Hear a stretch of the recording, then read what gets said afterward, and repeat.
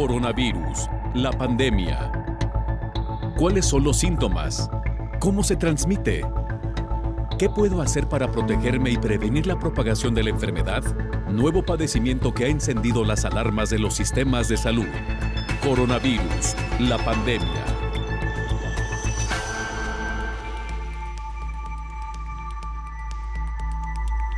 Bienvenido a un programa más de Coronavirus, la pandemia. Le recordamos que este programa es una producción de la Universidad de Guadalajara que se transmite desde el foro de Canal 44, la señal de todos, y que llega a México y América Latina gracias a la señal de las televisoras públicas que se suman a esta emisión.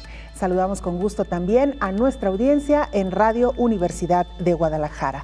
Hoy dedicaremos nuestro programa a hablar de enfermedades poco comunes, enfermedades que tampoco hemos abordado con mucha amplitud en esta pandemia de COVID-19. Nos referimos a enfermedades lisosomales y fibrosis pulmonar por COVID-19. ¿Guardan alguna relación? ¿Qué impacto tiene en una persona que padece estas enfermedades el hecho de además contagiarse con el virus del SARS-CoV-2? De eso estaremos hablando este día. Hay que recordar que las enfermedades lisosomales son patologías graves que presentan una baja incidencia y en muchas de ellas un diagnóstico precoz es clave para poder tratarlas a tiempo. Una de las funciones más afectadas después de recuperarse de COVID-19, como lo hemos explicado, son los pulmones. Investigadores de la Universidad de Oxford iniciaron un ensayo para analizar qué tipo de respuesta inmune puede evitar que las personas se vuelvan a infectar con el virus del SARS-CoV-2. De esto también estaremos hablando hoy. Con la pandemia por COVID-19, los sistemas de salud mundial dejaron de detectar enfermedades en etapas tempranas y diagnósticos, otro de los efectos colaterales que ha dejado esta pandemia de COVID-19. Nuestra compañera Isaura López Villalobos nos ha preparado la siguiente pieza informativa que nos pone en contexto sobre el tema que hoy abordaremos. Varios organismos internacionales advierten sobre los riesgos de complicaciones que tienen pacientes con enfermedades lisosomales de contagiarse con el virus SARS-CoV-2 que ocasiona COVID-19. La gravedad de la evolución señalan que dependerá de la situación clínica del paciente en el momento de la infección y de la carga y replicación viral. Asimismo, mencionan que los riesgos y las recomendaciones frente a la vacunación deben individualizarse para cada paciente. Recientemente se ha publicado un estudio que muestra por técnicas de transcriptómica en células de pacientes con mucopolisacaridosis que la expresión de 4 genes que facilitan la entrada del virus a las células está disminuida y por el contrario la expresión de 2 genes que impiden la propagación está aumentada. Esto supondría una teórica protección de los pacientes con MPS y probablemente de otras enfermedades lisosomales a la infección por el virus, pero no se sabe su implicación en la clínica y requiere de estudios más amplios para su confirmación. Con relación a la vacunación COVID-19, los organismos como MPS lisosomales, ICOM, Asociación Española, European Reference Network y Metaverm, que los biológicos de Pfizer y Biotech y Moderna Lonza con ARN mensajero no utilizan vectores virales ni virus atenuados, por lo que no contraindican posibles terapias futuras como la terapia génica. Ambas vacunas pueden darse en pacientes que están recibiendo terapias de reemplazo o han sido sometidos a un trasplante de progenitores hematopoyéticos. Sostienen los organismos europeos que las vacunas son seguras para pacientes con enfermedades lisosomales. La decisión del momento óptimo de vacunación debe individualizarse en función de la situación clínica por el equipo responsable del paciente con enfermedad lisosomal. Informó Isaura López Villalobos.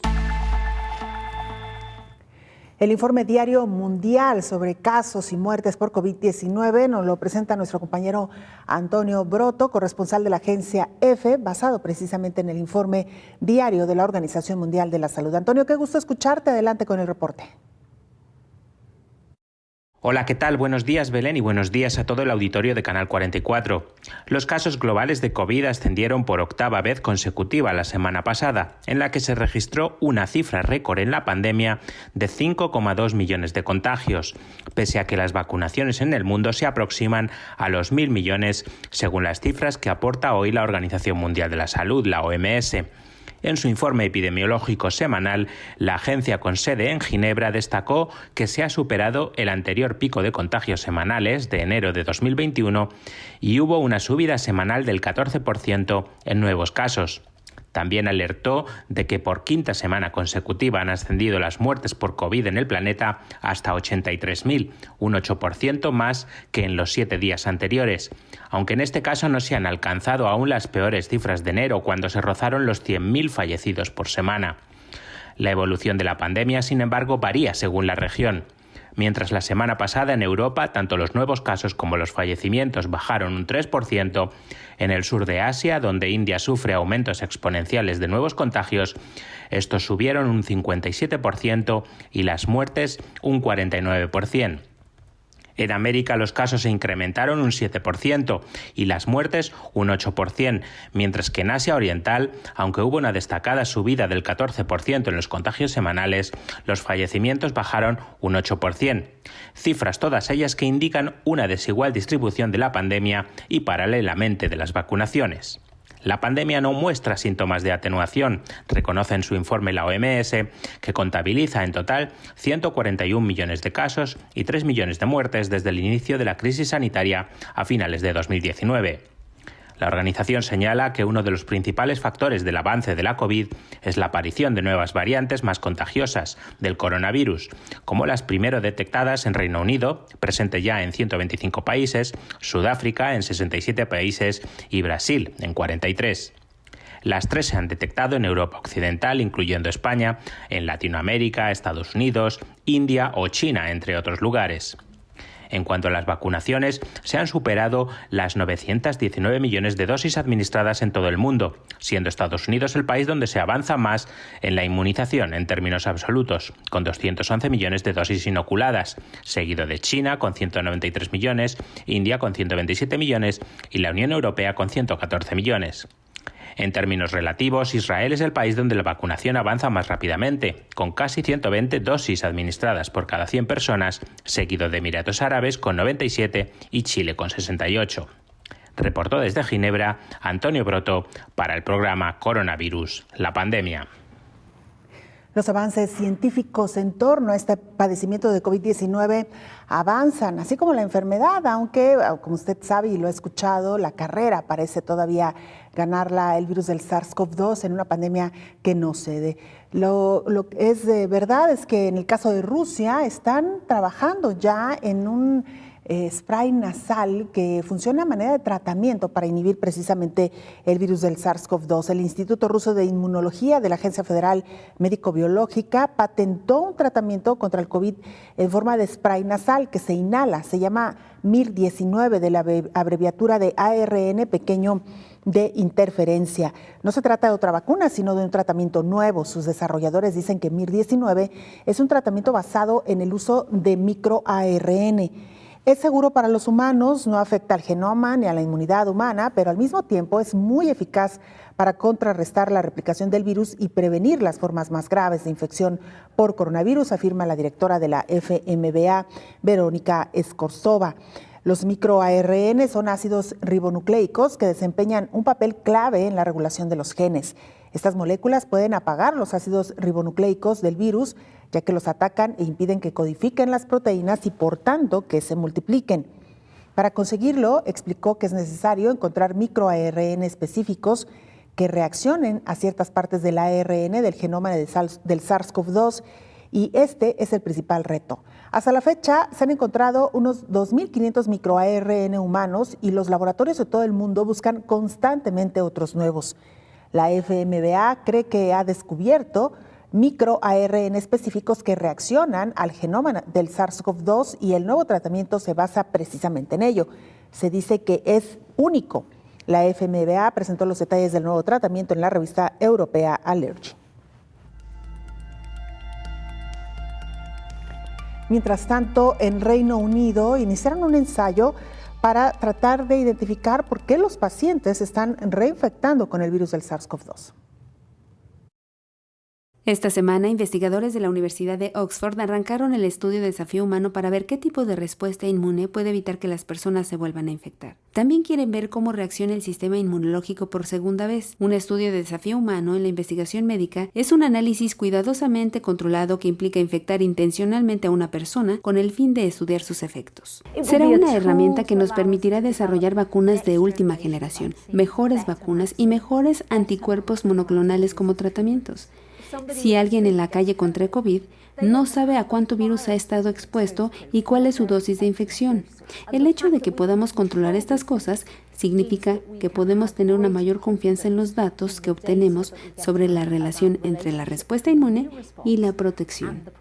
El estudio se llevará a cabo en 2 fases con diferentes participantes. La primera, que comenzó en abril, establecerá la dosis más baja de virus, que en aproximadamente el 50% de las personas que han sido previamente infectadas de forma natural puede afianzarse y comenzar a replicarse, pero produce pocos o ningún síntoma. En esta primera etapa serán hasta 64 participantes sanos entre las edades de 18 a 30 años. En la segunda, que se espera que comience en el verano de este año, todos los participantes estarán infectados con la dosis estandarizada de virus que se estableció en la fase 1, informó Elizabeth Ortiz.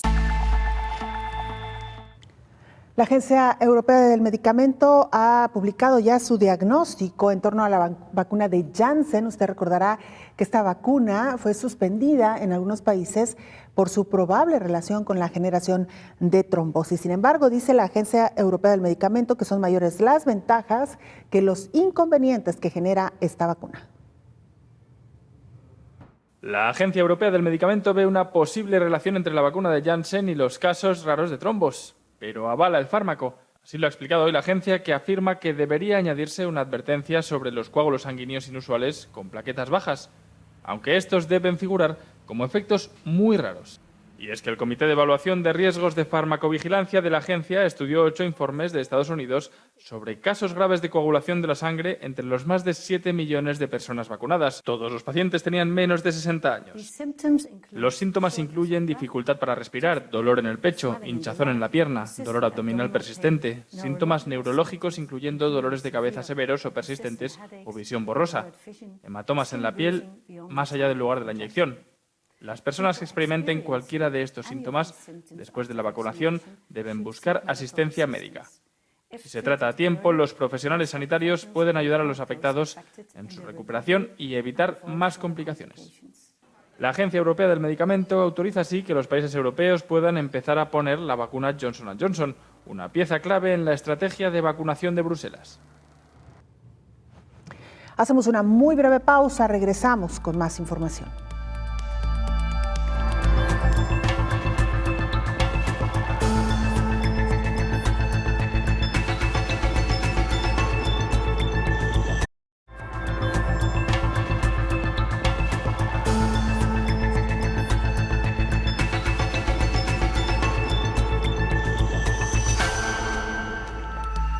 De acuerdo a las investigaciones más recientes, sigue siendo el daño pulmonar la principal secuela que deja hoy por hoy COVID-19.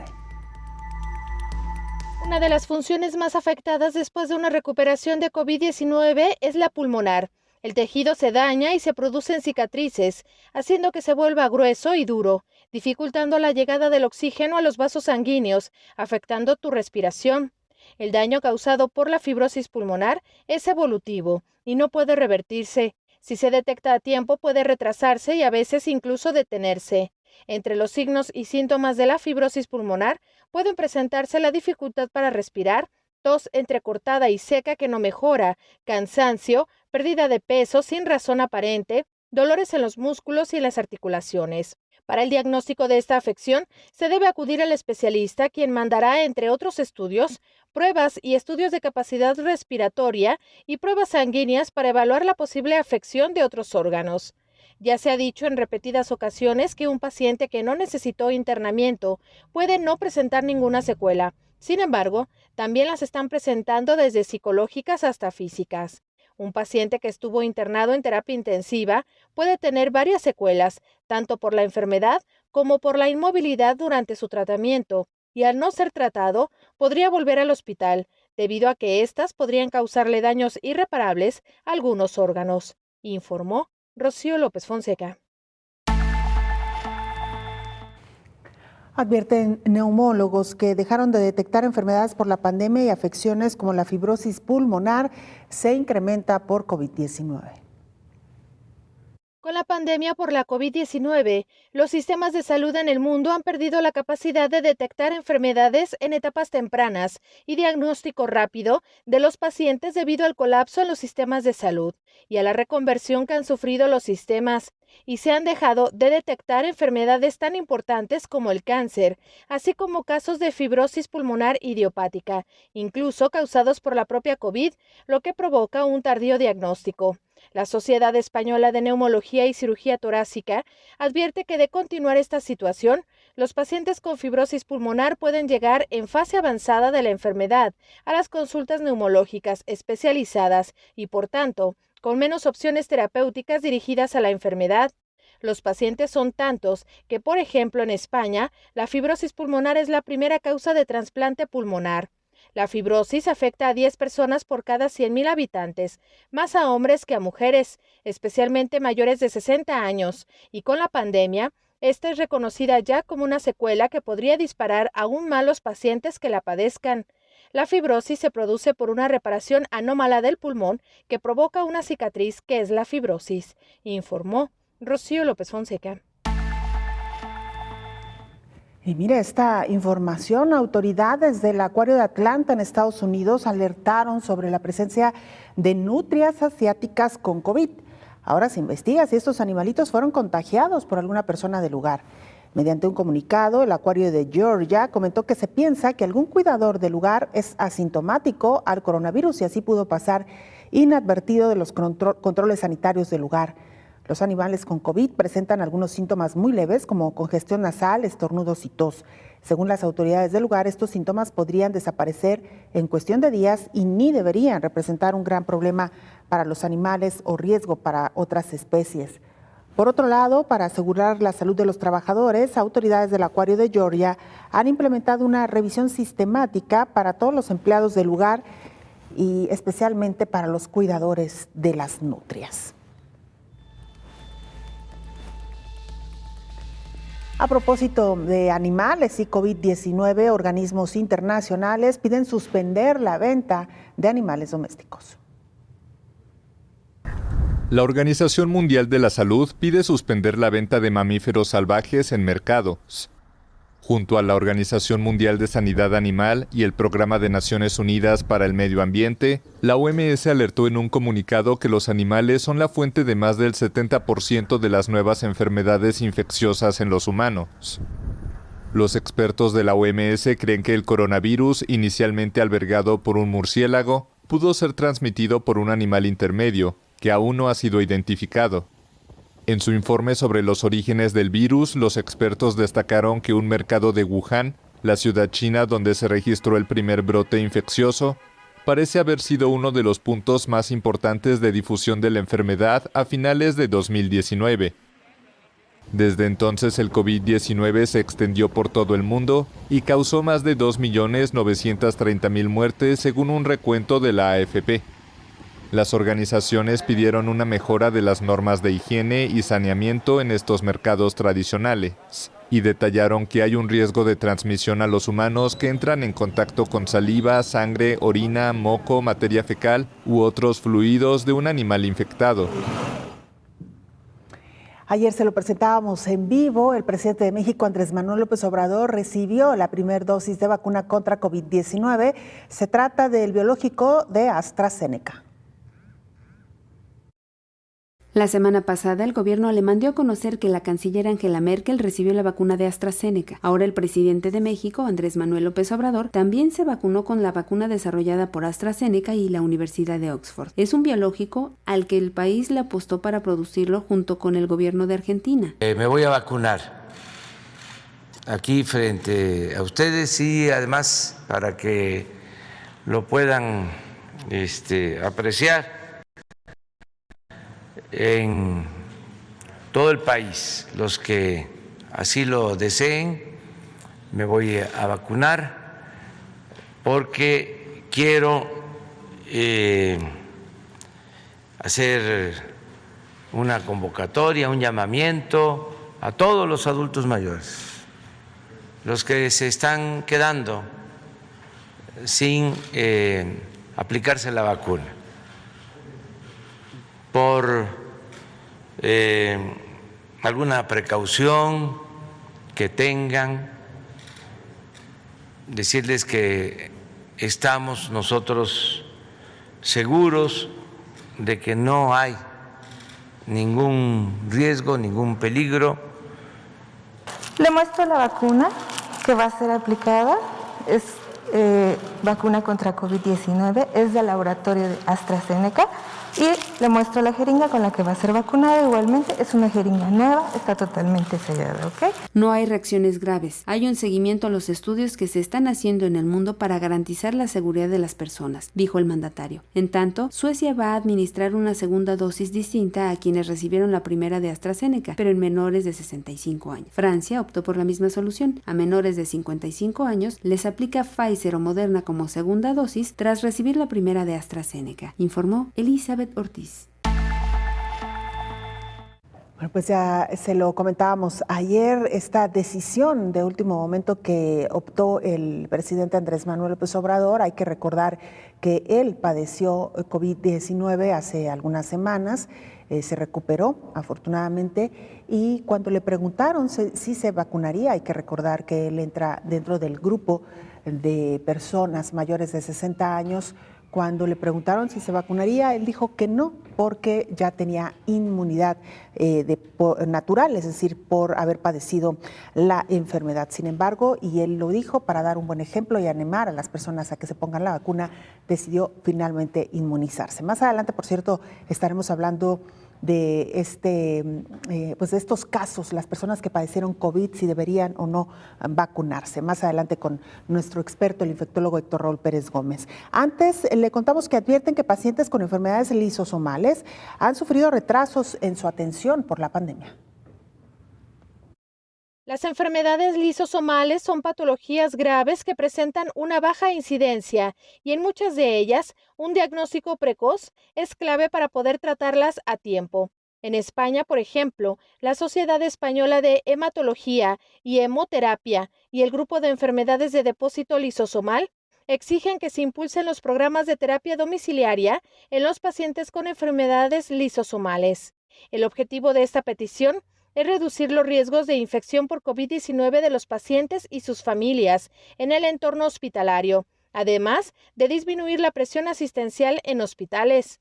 Solamente un 11.7% de los pacientes con tratamiento enzimático sustitutivo en España están dentro de un programa de administración de terapia domiciliaria, y ni ellos ni los que reciben tratamiento han sufrido retrasos en la administración o falta de dosis. Sin embargo, el 25% de los pacientes que reciben tratamiento enzimático sustitutivo programado sí sufrieron interrupciones en su programa de infusión o cambios en las dosis durante la primera ola de la pandemia de SARS-CoV-2.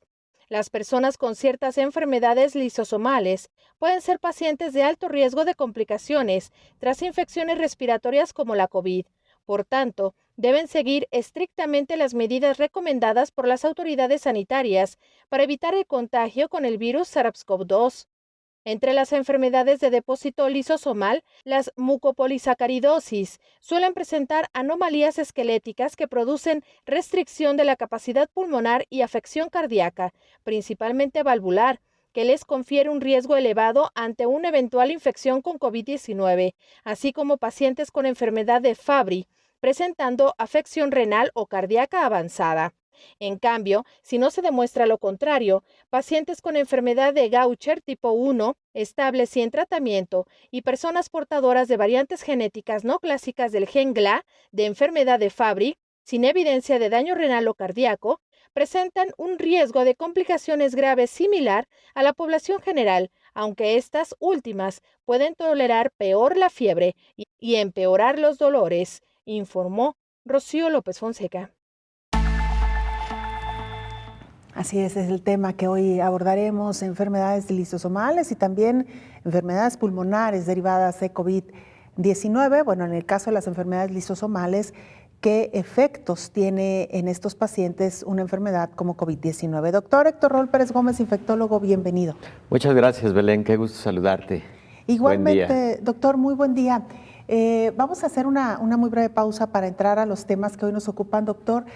Incluso nos había quedado pendiente ayer este mensaje de su parte para nuestra audiencia sobre aquellas personas que han padecido COVID-19 y que hoy por hoy están en la incertidumbre si deberían o no inmunizarse con algún biológico. ¿Le parece si con esto regresamos? Sí, con todo gusto, Belén. Muchas gracias, doctor. Gracias. Vamos a la pausa, volvemos.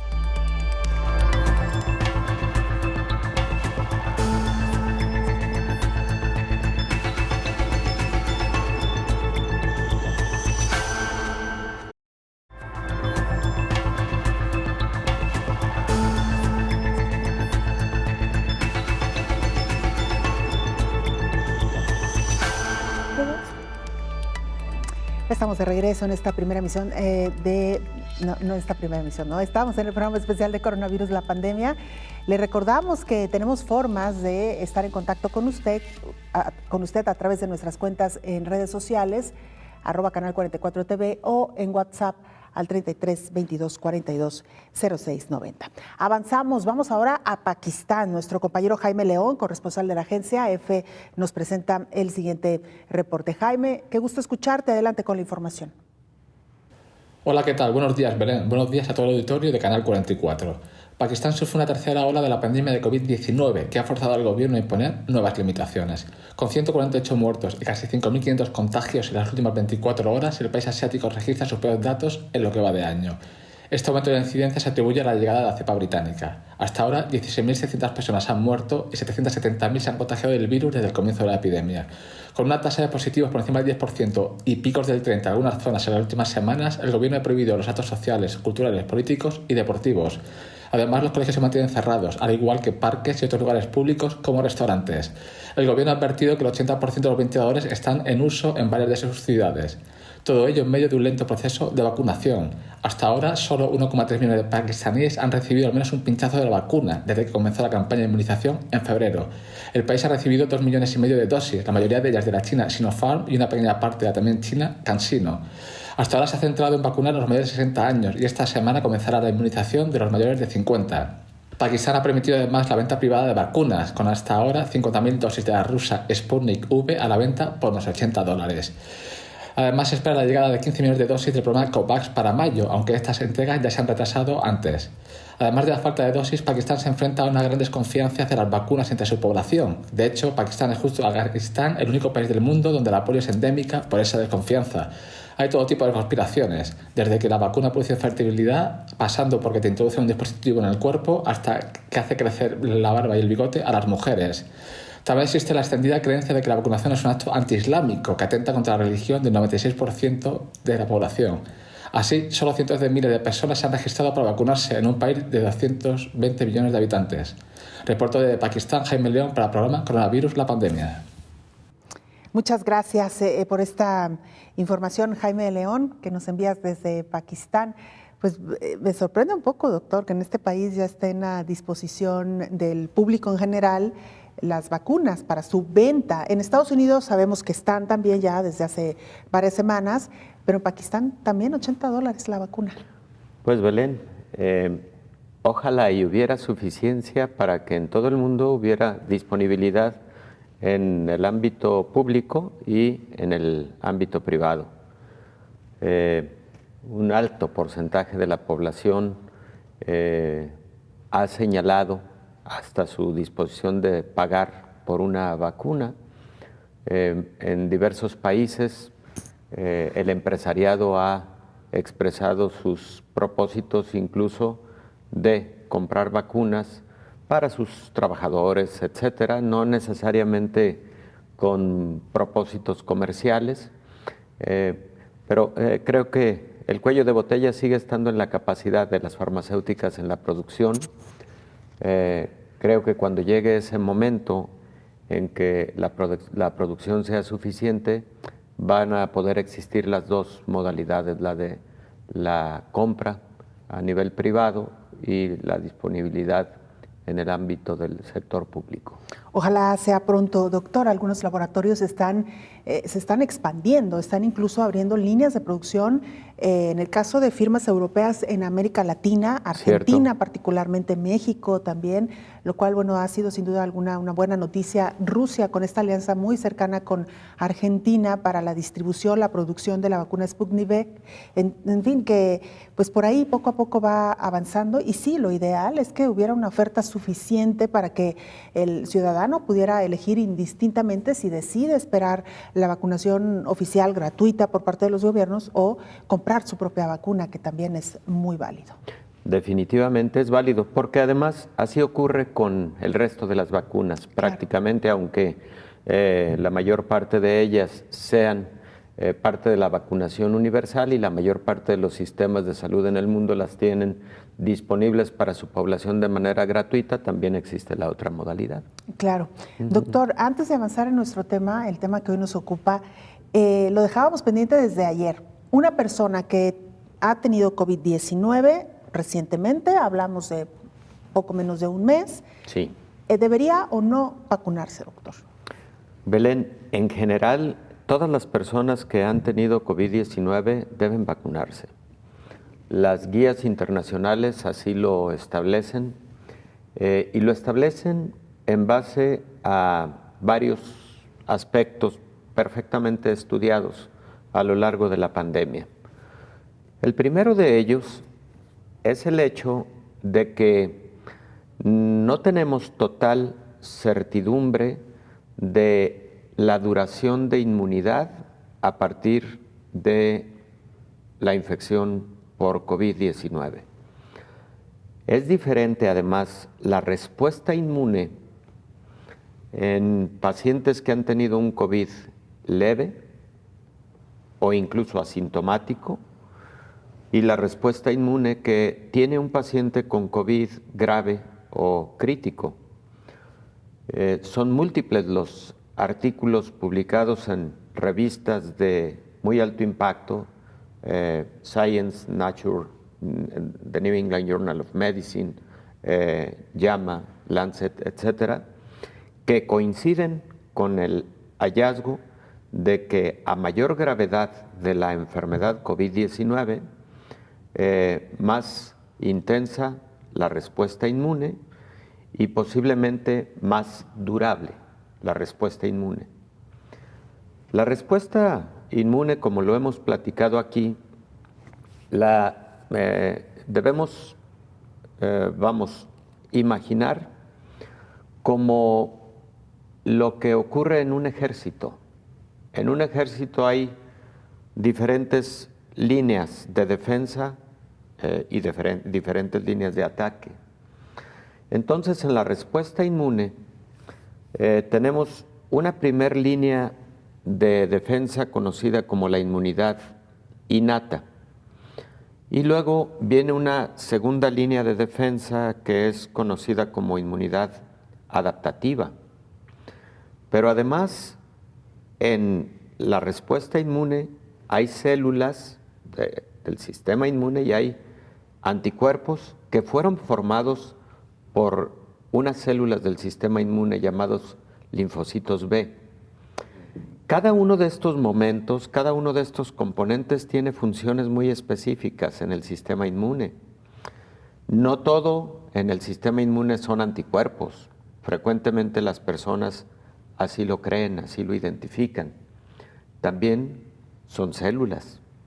Y también son células que se especializaron para formar anticuerpos específicos contra determinado patógeno.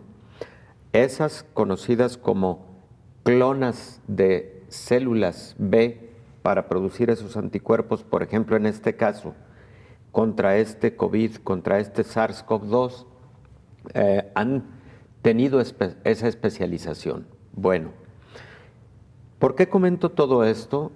Porque los diferentes estudios a los que he hecho referencia, tanto han analizado la cantidad de anticuerpos, la duración de estos anticuerpos, la cantidad de células del sistema inmune, su duración, aunque en el caso de las células la duración habitualmente es mayor, y muchos de estos artículos han concluido que después de un episodio de COVID, todavía a los 8 meses hay buenos niveles de anticuerpos y hay buenos niveles de células de la respuesta inmune en pacientes que tuvieron COVID con mucha sintomatología.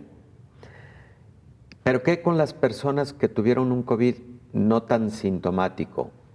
Esas personas pueden tener menos respuesta inmune, menos duración de la misma. ¿Qué es lo que nos ayuda una vacuna, incluso en personas que han tenido una infección? La dosis de una vacuna está estandarizada y fue definida precisamente para lograr niveles de anticuerpos y niveles de las células de la respuesta inmune suficientes para defender. Cuando se probaron las vacunas, se probaron a diferentes dosis también, y se llegó a la conclusión de que determinada dosis era la que debía contener cada inóculo. Entonces, para estandarizar ese tipo de protección en la población general, ese es el primer gran argumento por el cual una persona que tuvo COVID-19 debe vacunarse, y debe vacunarse preferentemente con el esquema completo. Claro que se han publicado estudios, por ejemplo, demostrando que alguien que tuvo COVID, si se aplica una dosis de vacuna AstraZeneca, por ejemplo, se puede considerar con una buena inmunización, porque la infección jugó un papel similar al de un primer inóculo vacunal, y el segundo inóculo, la segunda dosis, sería en este caso la recibida a través de la vacuna. Pero todavía no hay toda la evidencia científica para decir, alguien que tuvo COVID ya nada más que se ponga una sola dosis. No, tampoco. Todavía no existe esa conclusión. Entonces, Belén, todas las personas que tuvieron COVID, las excepciones son muy escasas, pero todas las personas que tuvieron COVID deberán vacunarse con las 2 dosis cuando el caso es así, en un esquema de 2 dosis. Y creo que por ese motivo fue una buena decisión del presidente de la República, porque acordamos que platicaríamos un poquito de ello, de vacunarse. Lo hace con AstraZeneca. Es un buen mensaje, en mi opinión, porque creo que AstraZeneca tuvo ahí esos momentos de reticencia de la población por motivo de los antecedentes señalados de trombos posiblemente asociados a la vacunación, que ya hemos platicado aquí. Fueron 20 y tantos casos en 17 millones de vacunas, lo cual es una incidencia muy, muy baja, pero además deben existir algunos lineamientos para que las personas identifiquen si llegaran a presentar algún síntoma relacionado, ¿no? Entonces, creo que fue una buena decisión el que lo haya hecho además con AstraZeneca, porque como en México se está utilizando en un sector de la población una buena cantidad de vacuna de AstraZeneca, pues creo que le envía un mensaje de confianza a la vacuna de AstraZeneca, y también envía un mensaje de confianza para las personas que ya tuvieron COVID-19 y tienen esa preocupación, reticencia o como queramos llamarle, de si vacunarse o no habiendo tenido ya la enfermedad. Muchas personas creen que por haber tenido la enfermedad ya tienen inmunidad. Tienen razón en parte, pero no es una razón absoluta. Y no es quizá una inmunidad suficiente, doctor, Así o de es. un buen nivel para poder protegerse ante una enfermedad, porque dependerá también de cada caso la manera en que transitaron por esa enfermedad. Y no hay sobredosis de inmunidad, doctor, de anticuerpos. No, definitivamente. Además, mira, el presidente de la República se vacuna aproximadamente 2 meses después, ¿verdad?, de su cuadro de COVID. Sí. Y lo hace con AstraZeneca. Él, de alguna manera, y seguramente quien le hace la recomendación se asoma a una serie de publicaciones que hay en la literatura internacional que señalan que con la vacuna de AstraZeneca, si tú tuviste una primera dosis, una segunda a los 3 meses, ojo, a los 3 meses, puede ser incluso mejor que en un periodo más corto de tiempo. Entonces, creo que de alguna manera ese escenario asemeja a lo publicado en algunas publicaciones. Doctor, vamos a la pausa. Artículos, perdón. Vamos sí, claro. a la pausa, regresamos. Claro, un corte.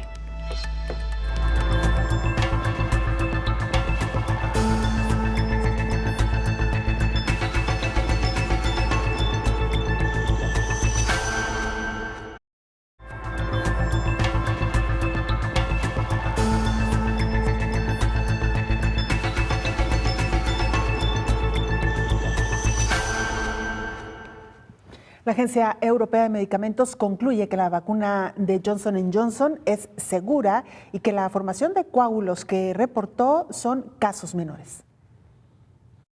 El Comité de Seguridad de la Agencia Europea de Medicamentos concluyó que se debe agregar una advertencia sobre coágulos sanguíneos inusuales con plaquetas bajas en sangre a la información del producto para la vacuna COVID-19 desarrollada por Janssen. También concluyó que estos eventos deberían incluirse como efectos secundarios muy raros de la vacuna. COVID-19 está asociado con un riesgo de hospitalización y muerte. La combinación reportada de coágulos sanguíneos y plaquetas bajas en sangre es muy rara, mientras que los beneficios generales de la vacuna en la prevención de la enfermedad superan los riesgos de efectos secundarios. El comité tomó en cuenta todas las pruebas disponibles actualmente, incluidos 8 informes de Estados Unidos de casos graves de coágulos sanguíneos inusuales asociados con niveles bajos de plaquetas en la sangre, uno de los cuales tuvo un desenlace fatal. Más de 7 millones de personas habían recibido la vacuna de Janssen en los Estados Unidos al 13 de abril. Todos los casos ocurrieron en personas menores de 60 años en un lapso de 3 semanas posteriores a la vacunación, la mayoría en mujeres. Según la evidencia actualmente disponible, no se han confirmado factores de riesgo específicos. El comité señaló que los coágulos de sangre se produjeron principalmente en sitios inusuales, como en las venas del cerebro y el abdomen y en las arterias, junto con niveles bajos de plaquetas en sangre y a veces sangrado.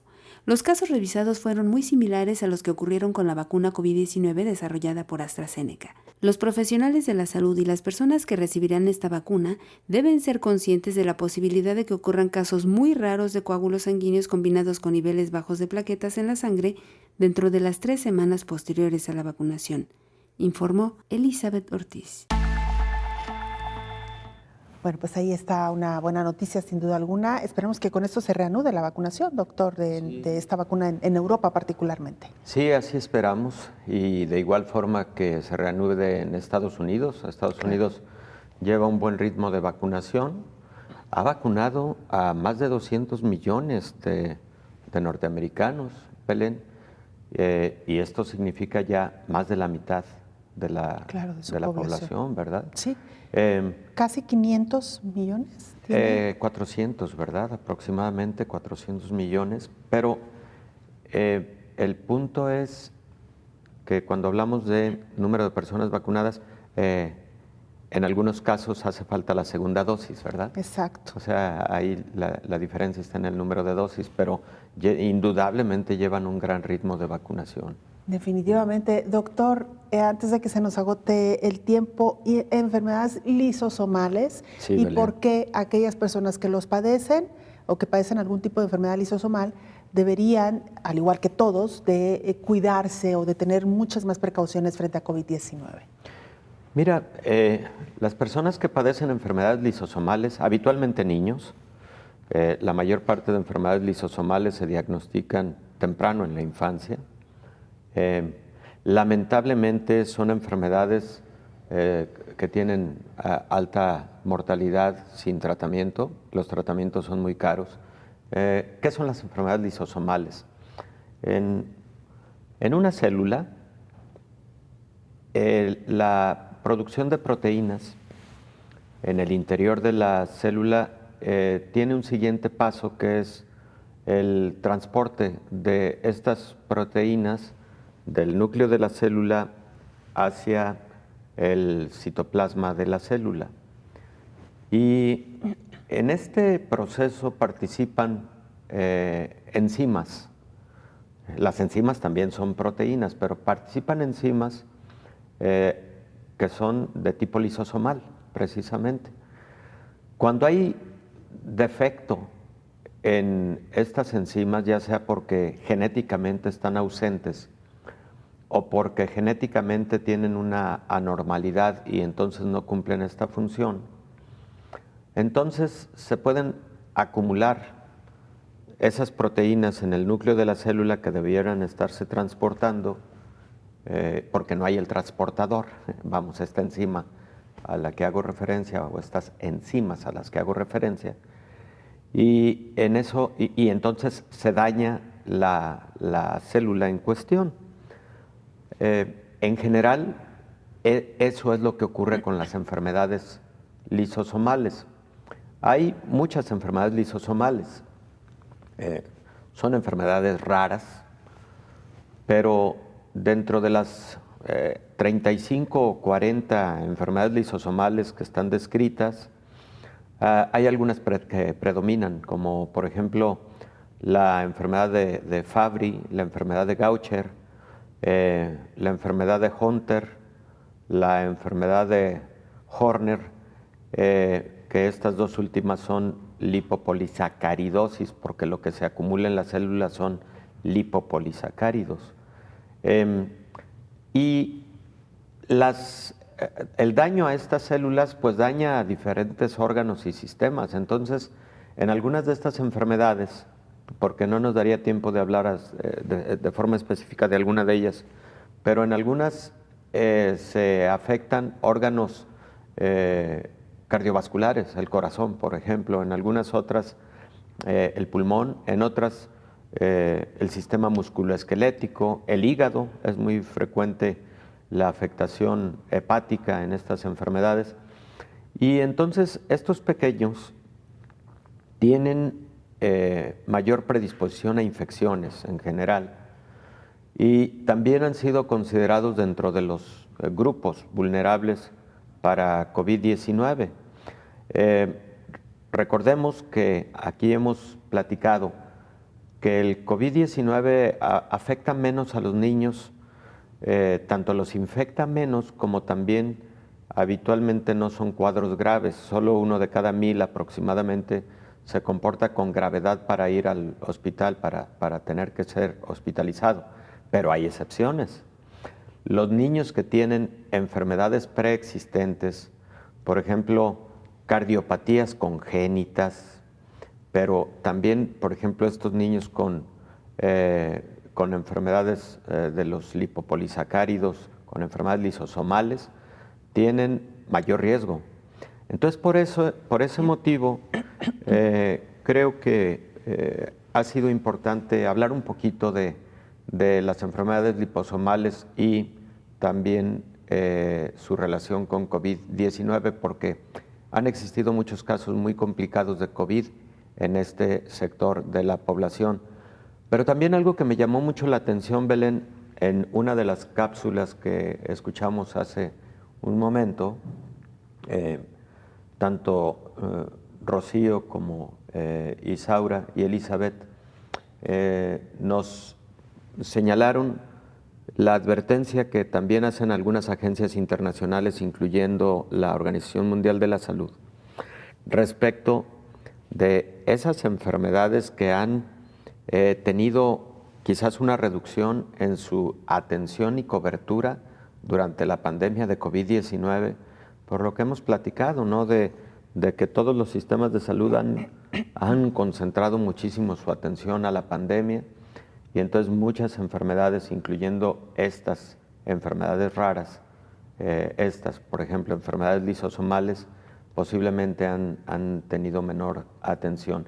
Y ojo, porque insisto en que los tratamientos habitualmente son muy, muy, muy caros. Incluso desabasto de medicamentos, como lo sabemos en algunos lugares, específicamente Jalisco, en México. Doctor, muy brevemente, ¿cómo se puede detectar? ¿Cuáles son los síntomas, las señales que los padres deben atender en niños que podrían tener una enfermedad lisosomal? Bueno, por ejemplo, trastornos en el crecimiento. Por ejemplo, estos niños en ocasiones tienen alguna deformidad en el sistema musculoesquelético. Frecuentemente pueden empezar a presentar dificultad para respirar o, por ejemplo, dificultad para las actividades comunes, aunque son pequeñitos, pero se les nota dificultad respiratoria, cansancio, etcétera, porque están afectados diferentes órganos y sistemas. Algunos tienen trastornos visuales que pueden evidenciarse desde muy temprana edad. En ocasiones los hallazgos los hace el pediatra en una revisión de rutina, porque son niños que frecuentemente tienen el hígado o el vaso muy, muy grandes, y eso se puede detectar palpando el abdomen. Te decía, Belén, como son alrededor de 35 o 40 enfermedades lisosomales, cada una tiene manifestaciones clínicas diferentes, pero además, Belén, también existe una manera que se ha adoptado en muchísimos países, que es la de una detección generalizada de trastornos genéticos de esta naturaleza, prácticamente desde el nacimiento. Es un programa universal. Hablamos de eso, doctor. Sí, importantísimo en esta época de pandemia para también saber, conocer el estado de salud de nuestros pequeños. Claro. Y sobre eso tomar decisiones. Doctor, claro. Muchas gracias como siempre. Encantado, Belén. Gracias, doctor. Gusto. Nos vamos. Gracias por habernos acompañado. Coronavirus, la pandemia.